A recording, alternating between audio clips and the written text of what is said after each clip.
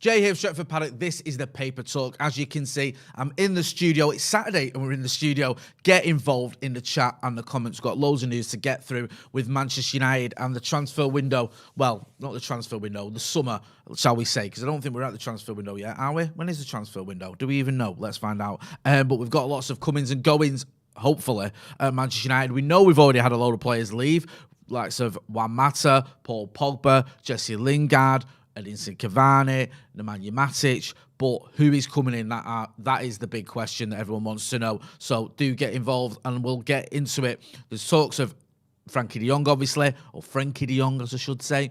We talk of Darwin Nunez. So we're going to get into those two transfers. We're also going to be looking at how some of our players got on an international duty, and it looks like there's more bad news on the injury front for Rafael Varane, which just seems to be a recurring theme, doesn't it, with old Rafael Varane. So we'll get into that one as well. We'll start off with Darwin Nunez because I think Joe had this yesterday. United were trying to convince Darwin Nunez. There was reports coming out, I think, from Portugal that we'd lodged a bid. There's been a bit of an update on that front because one of the journalists that's been covering the story in Portugal, Paulo Cataro, he said last night that the United bid, I think he said that there was a bid of around 100 million euros, which I find a little bit difficult to believe. June the 10th, the window opens. I've just found out. There you go. Thank you. But we can obviously get deals in place before then. Now, he said that United bid 100 million euros. I'm struggling to believe this, I'll be honest with you, because I think that if you look at all the reports around Manchester United's transfer budget, pretty much to a person, everyone seems to agree, we've got around 120, 130 million pounds to spend. That can be bumped up by another 30, 40 million, depending on who we sell. So if we were to sell Aaron Wan-Bissaka, who's been linked with a move to Roma, for example, for 30 million, then according to reports, that 30 million goes straight into the transfer kit, although with the Glazers, you never know. So the idea that we would spend 3/4 of our transfer budget on Darwin Nunez, who's a very talented player, don't get me wrong, does seem a little bit far-fetched. But anyway, speaking on, I think he was on Portuguese television last night, Paulo Cataro explained that, if I can just bring up the article there, he said that Benfica had rejected Manchester United's proposal. So that even though, according to him, we have proposed 100 million euros, that's been rejected. Now, the thing with that is, there could be an argument where you go, okay, maybe we've said you can have 100 million euros and we're going to spread it out because we've done that before, haven't we? We did it with the Jadon Sancho transfer. It's not even a word. Transfer. Well, we paid him, I think, 73 million. Was it 72 million? Somewhere around the 70-odd million mark. But it was staggered over a few seasons. So maybe there's an opportunity there. We can do this with Darwin Nunez. So it's not 100 million euros straight away. But it still seems a little bit excessive. It seems a little bit unlikely. Now, we do need a striker. He scores lots of goals. He's a young player as well. It would make sense that Manchester United were trying to get him. I'm just not so sure about those figures. Let's get involved in the comments to see what you guys think about that. Do you think Darwin Nunez will come to Old Trafford? Do you think he's worth 100 million euros? Do you think United are going to bid that much for him? Get involved in the comments in the chat and let me know. Also, hit the like button. Hit that like button. Give us a like. There's 620 people watching. There's 47 likes. Let's get to 100 likes. Come on. If you're watching, hit that like button. Pedder Holmes says, we are getting Nunez and De Jong, I am pretty sure. I hope you're right, brother. Zach21XR says, think it's between us and Liverpool. Yes, there were reports, weren't there, that Liverpool are in for him. He scored, didn't he score a few goals against Liverpool? I think he scored, did he score 3 goals, I want to say, against Liverpool? Am I getting that wrong? In the Champions League, I think over the 2 legs. Could he be going, oh my days, I can't believe I just said that. Could he be going to Anfield? It's going to be difficult, innit, if Liverpool are in for him, but I don't think it's impossible. I don't think that closes the door on Manchester United getting him. Yes, Liverpool are in the Champions League. We're not. Yes, they've just been to a Champions League final and had a Premier League title race, even though they didn't win the Premier League and neither did we, so we're similar there. But we're still Manchester United. We've still got 70,000 fans coming through the door every week. We've still got Cristiano Ronaldo. We've still got Bruno Fernandes. These are players that he will know very well, that hopefully he might want to play alongside as well. So there are some carrots that we can offer him. And let's not forget as well, with Liverpool, I don't know what the situation is there. Is he going straight into the team? Is he part of a rotation? At United, it may be the chance for him to partner Cristiano Ronaldo up front. There's lots of different ways we can try and approach this transfer if we are keen on getting Darwin Nunez. I wouldn't just give up just because Liverpool are in for him, although it will be difficult. Kapil Pandey says, hell no. Joke of £100 million signing. Kelechi and Zay says, latest news on De Jong. I will get to Frenkie De Jong in a minute. Jacob OC says, can see him at Bayern or Madrid, to be honest. Ryan Milligan says, if they sell Mane, they have space for him. It's not a bad point, that. I think he can play on the left as well, can't he? Am I right in thinking that's Mane's preferred position? That could happen. Aaron Gooden, 22, says, morning, Jay, you looking forward to Love Island? Always. Pedder Holmes says, Liverpool will not sign Nunez. Yep. What's this? Ben says, great to see clubs are still pulling our pieces. I've just edited that because it's the morning. And, I've lost it now. And adding United sacks. Yep, it looks like there is a bit of United sacks going on there. But, you know, when you're a goal scorer in Europe, that you're in a bit of a short supply. Big goal scorers, young age, they are going to fetch a massive fee. That's just the way it always works. You're looking at, if it was a defender who was, you know, similar age to Darwin Nunez and had been playing at Benfica and doing well, you'd probably get him for sort of 40, maybe 50 million tops. When it's a striker, that can end up doubling because everyone wants a goal scorer. Every club looks at it and goes, we need a goal scorer. And if you can put up the sort of numbers that Darwin Nunez has got, I mean, his numbers this season are absolutely ridiculous. If you look at it, you go, I mean, 34 goals in 41 games. That's pretty fantastic. He's also playing for Uruguay as well. He's not played a lot of games. He played 10 games. He scored 2 goals for Uruguay. So he's not an established international, but he's obviously a youngster, so you expect him to play a lot more over the coming years. But those numbers from Benfica tell you their own story, and that's why he's being sort of touted by so many clubs or sort of coveted by so many clubs, and the numbers are so high. And look at the nature of some of those goals as well. You know, he did get, like I said earlier, he got 3 goals against Liverpool in the Champions League over those 2 legs in the quarterfinals. So that's going to increase your value as well. So, yes, you can look at it and go, it's a lot of money, but also this is a kid who potentially could come into your club and spend the next sort of 6 or 7 years, even longer, banging in goals every week. So, who knows? Let's see what happens with that one. But at the moment, reports are that Manchester United, and, you know, there's no reason to believe that he's going to end up at Old Trafford. It just looks like we're in for him, but other clubs are as well. So Susannu Vic says, up the paddock, much love from California. Yep, agree. GC says, Portuguese league is like League One in England. Really? I don't know. We've had some big players from Portugal, haven't they? You look at how, you know, Bruno Fernandes obviously came from Portugal, over at City. Ruben Diaz came there. We've had other players as well. There's been, I think, if you look at Benfica have got a pretty decent return when it comes to players and how those players have got on when they've moved abroad. So I won't be too dismissive of the Portuguese league. Hi Jay, is Ten Hag still in Manchester? Or has he gone back for holidays? I don't know, actually. That's a very good question. I think he might have gone back. I'm not sure because I know he came up. I don't know if he's commuting back and forth or he's travelling back and forth. I don't know if he's fully settled yet. He obviously came in, didn't he, last week, met everyone, met all the staff, we saw the video of him going around, shaking hands with everyone, which I like to see. Some people don't care about that sort of thing, but I do. I think it's good to show that he cares about, say the little people, but he cares about the staff and he cares about getting to know everyone, which is something that we've not always had in the past with Manchester United managers, but we did have it with Sir Alex Ferguson. Me and Webby were talking about this and Callum Stone on the Brew yesterday, and Sir Alex Ferguson took a big interest in everyone. Webby said he remembered his name from when Webby used to work there, so that's good to see as well. Shall we move on? Rafael Varane. Was it Rafael Varane the next one, producer Callum? Yes, it was.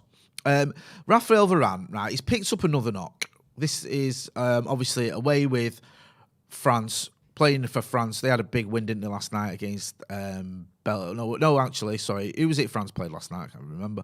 But anyway, the crux of this story is that Rafael Varane has picked up another injury. Now, the thing with Varane is, listen, we all like Varane. He's a great player. When he came, all of us were very excited.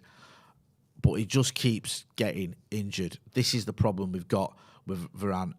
He was playing Denmark, wasn't he, last night? That's the one. And he's had a muscular problem. So the assistant manager, the France assistant manager, Guy Stefan, says Rafael has a muscular problem behind the thigh. He's felt some pain. He's also going to take medical exams as well. I don't think he's sitting for exams. I think he means he's going to be examined. I mean, this just keeps happening with Varane. You look at last season, he played 22 games in the Premier League. Now, that's okay, but it's not great, is it? You know, you're missing 16 Premier League games, and we need him. We missed him last season. We missed him for a lot of those games, and some of those games, you look when those injuries and those games occurred. I mean, he missed Ole Gunnar Solskjaer's last 2 games. I'm not saying that he necessarily keeps Ole in a job, but maybe it's a little bit different. He missed obviously the beginning of Ralf Rangnick's reign, although we won those first couple of games. Didn't play at all under Michael Carrick when he was a caretaker. Comes back in, and then towards the end of the season, the 3 games he missed, Everton, Norwich and Liverpool, we lost 2 of those games. We lost the Liverpool game badly, and you look at the Everton game, 1-0 away at Goodison. Could he have made a difference there? Perhaps he could have. He is a very, very good player. He's arguably our best defender. So it is a shame that these injuries keep happening, and I don't know whether... Is this a player who is going to keep getting injured because his games are catching up with him, or is this just the phase he's going through? His injury record at Real Madrid wasn't great, but it wasn't this bad. So it is disappointing, it is frustrating, and we'll have to wait and see how Erik ten Hag manages it, how the Manchester United manage it, because we haven't been managing it properly, I think. I think there's been times when he's picked up a knock, especially away with France, and we've brought him back in maybe a little bit too soon. Tito Views says, we can't rely on Varane. Andrew says, Varane, another glass baby. Glenn F says, you are ignoring me and I am your number 1 fan to tell me why. We knew Varane was injury prone before we signed him. I don't know if that's aimed at me. I'm not ignoring you, Glenn. Sorry if I missed your chat earlier. Yeah, it does. I mean, a lot of people here seem to be sort of not against Varane, but questioning him and not too sort of keen or not too optimistic with his chances next season of putting these injury issues behind him. We just keep seeing it, don't we? Absolute class player, Rafael Varane. When he came to Manchester United and when I started watching him properly, because I've seen him a few times for Madrid, obviously, but when I was watching him, I thought, wow, this guy is just class on the ball. He's absolutely, his composure, the way he reads the game. You can see that you can see why he's won 4 Champions Leagues, whatever it is.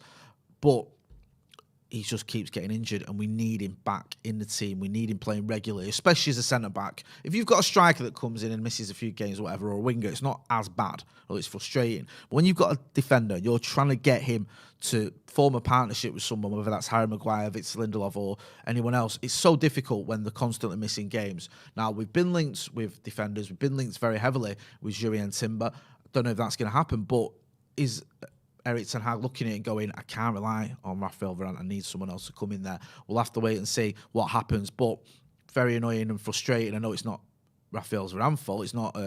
He's not choosing to be injured, but he is getting injured, isn't he? And when you see what's happening as well, you see the fact that he's missing so many games, you just sort of start thinking, you know, what is the best option here? Is the best option to say, okay, what we need to do then is we need to sort of try and get someone in who can place Varane?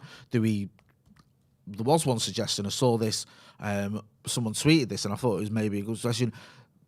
Does after the World Cup he need to look at it and go, you know what, maybe international duty I have to take a step back from. I know it's never easy for a player to walk away from his country, but other players have done it. Other players have got to the stage where they've gone, I can't consistently perform for my country and my club. I have to make a decision. You remember Paul Scholes did it, didn't he? I think Eric Cantona did it as well. Players have done it in the past. Big players have said, you know what, now is the time to just focus on my club.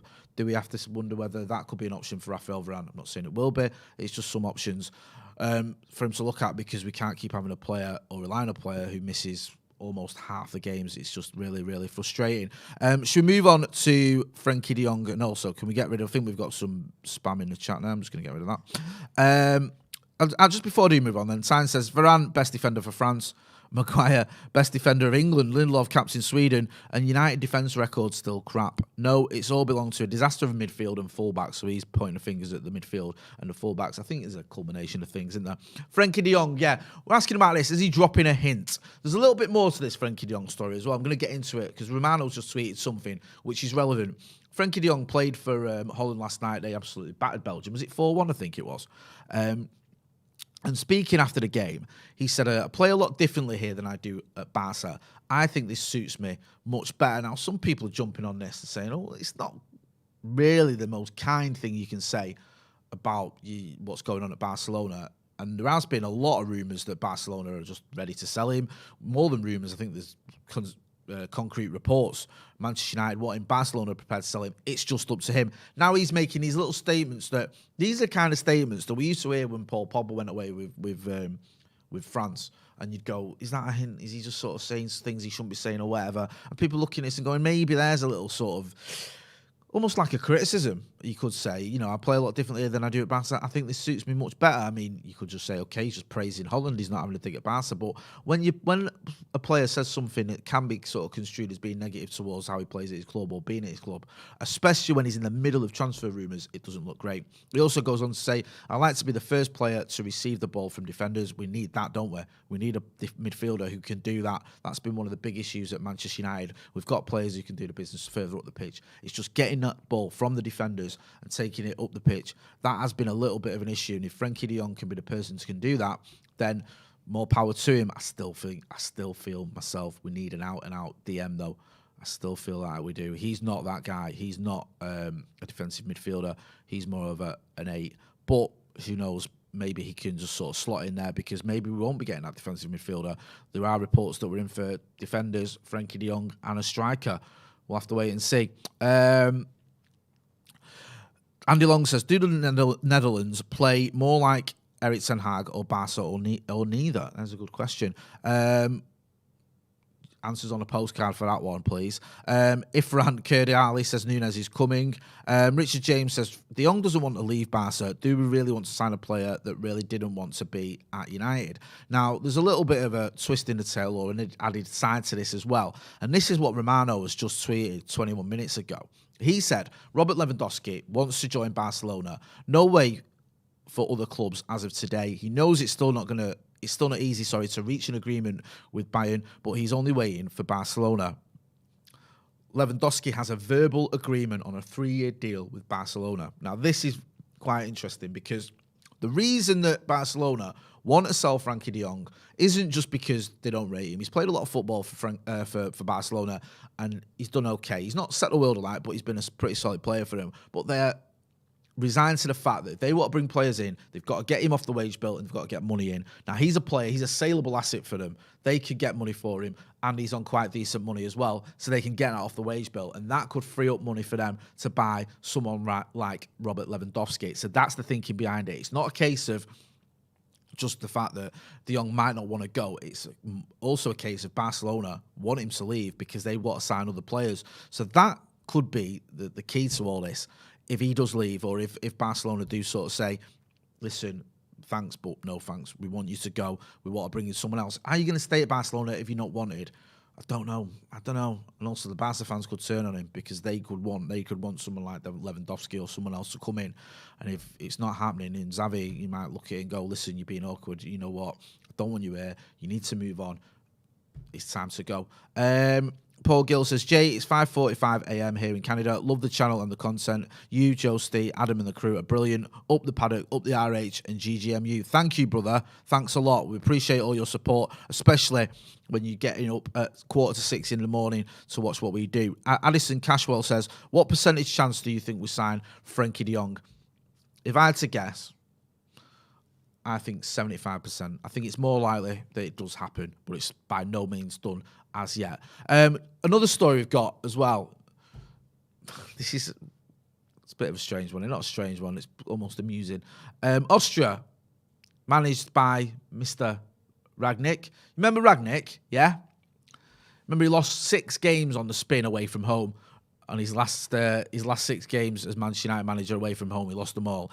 He's gone to Austria, and they've gone and won in Croatia, away in Croatia, 3-0 as well. Pretty solid win against a decent Croatian side. So after all those poor results away from home at United, he goes to Austria, and his first game away from home, he wins 3-0.